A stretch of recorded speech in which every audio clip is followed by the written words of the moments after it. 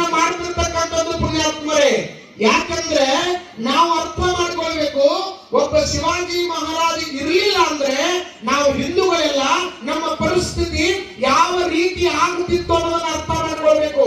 ಎಲ್ಲರೂ ಪ್ರತಿಯೊಬ್ಬರು ಆ ಒಂದು ನಿಟ್ಟಿನಲ್ಲಿ ಒಬ್ಬ ಶಿವಾಜಿ ಮಹಾರಾಜರು ಇದ್ದರು ಅಂತ ತಿಳ್ಕೊಂಡು ನಾವೆಲ್ಲರೂ ಎದೆತಟ್ಟಿ ಹೇಳ್ತಾ ಇದ್ದೇವೆ, ನಾವೆಲ್ಲ ಹಿಂದೂಗಳು ಅಂತಕ್ಕಂಥದ್ದು ಪುಣ್ಯಾತ್ಮರೇ.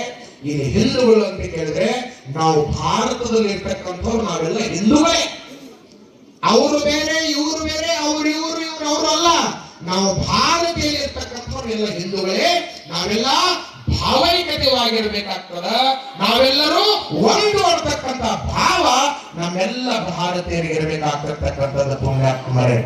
ಆ ಒಂದು ನಿಟ್ಟಿನಲ್ಲಿ ಇವತ್ತು ಛತ್ರಪತಿ ಶಿವಾಜಿ ಮಹಾರಾಜರವರ ಜಯಂತಿಯನ್ನ ನ ಭೂತೋ ನ ಭವಿಷ್ಯತಿ ಎನ್ನುವ ಒಂದು ನಿಟ್ಟಿನೊಳಗೆ ಇಟಗಿಯ ಗ್ರಾಮದಲ್ಲಿ ನಮ್ಮ ಎಲ್ಲ ಯುವ ಬಳಗದವರು, ನನ್ನೆಲ್ಲ ಯುವಕ ಮಿತ್ರರು ವರ್ಷದ ಉದ್ದಗಲಕ್ಕೂ ಕೂಡ ಪ್ರತಿ ವರ್ಷ ಹೆಚ್ಚಿಗೆ ಎಂತ ಒಂದು ಭವ್ಯವಾಗಿರ್ತಕ್ಕಂಥ ಕಾರ್ಯಕ್ರಮವನ್ನ ಆಯೋಜನೆ ಮಾಡಿ ಅವರ ಆದರ್ಶಗಳನ್ನ ನಮಗೆಲ್ಲ ಬಿತ್ತರಿಸುವಂತ ಕೆಲಸವನ್ನ ಮಾಡ್ತಿರ್ತಕ್ಕಂಥ ನನ್ನೆಲ್ಲ ಯುವಕರಿಗೆ ಒಂದು ಜೋರಾದ ಚಪ್ಪಾಳೆ ತಟ್ಟಿ ಅವರಿಗೆ ನಾವು ಅಭಿನಂದನೆ ಸಲ್ಲಿಸುವಂತ ಕೆಲಸ ನಮ್ಮೆಲ್ಲ ಆಗ್ಬೇಕು ಅಂತಕ್ಕಂಥ ಮಾತನ್ನ ಈ ಸಂದರ್ಭದಲ್ಲಿ ಪಡಿಸ್ತಾ